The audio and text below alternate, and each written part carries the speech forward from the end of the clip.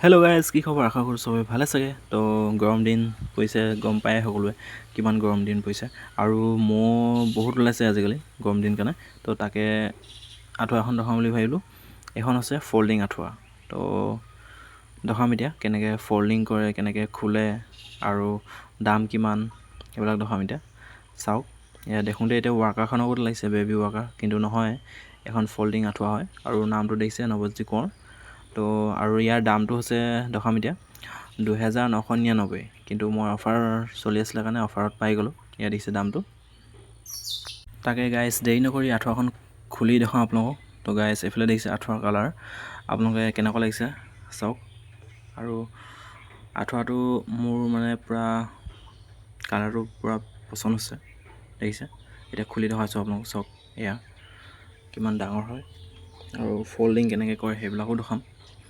আৰু নিশ্চয় আপোনালোকে লং ভাবিলেও ল'ব পাৰিব ফ্লিপকাৰ্টৰ পৰা। খুব কম ৰেটতো পায়, দামীও আছে, দাম দিও ল'ব পাৰিব। আৰু যোনখন দাম দি ল'ব সেইখন লাষ্টিংটো বেছি কৰিব, আৰু কম দামীটো ইমান লাষ্টিং নকৰে। তো এয়া দেখিছে আঁঠুৱাখন কিমান ডাঙৰ হয় আৰু কেইজন মানুহ শুব পাৰে। আৰু চেইন ছিষ্টেম আছে, দুইটা ছাইডে সোমাব পাৰিব আপোনালোকে চেইনেদি।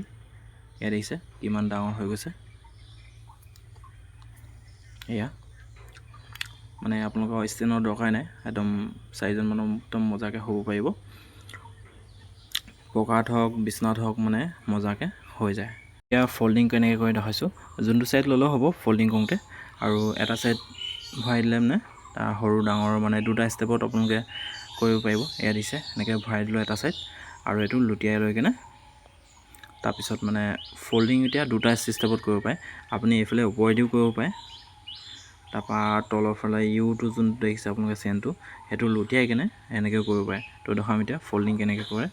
বহুতে নাজানে ফল্ডিং কৰিব, তো আঁঠুৱাখন লওঁতে লয়, বহুত মানুহে লয়, ফল্ডিং কৰিব নাজানে। তো এনেকৈ চাওক, এনেকৈ ভৰিতে গচকি ইয়াত দেখিছে এইটো ফল্ডিং হৈ কিনে সৰু হৈ গ'ল। আৰু ইমান হাৰ্ডো নহয়, ইজি হয় ফল্ডিং কৰিবলৈ কাৰণে। তো আজিলৈ ভিডিঅ'টো ইমানেই আছিলে গাইজ, বাই।